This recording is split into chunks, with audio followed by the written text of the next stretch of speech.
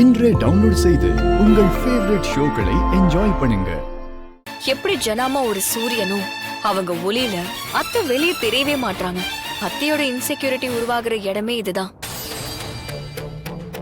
அத்தையோட கோவம், விரக்தி எல்லாத்துக்குமான காரணமே அதுதான்.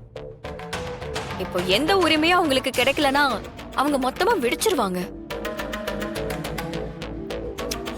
அதான் அம்மாவை விட்டு கொடுக்க மாட்டேன்னு போட்டி போடுறியே, அப்புறம் எப்படி அவங்களுக்கு அந்த உரிமை கிடைக்கும்?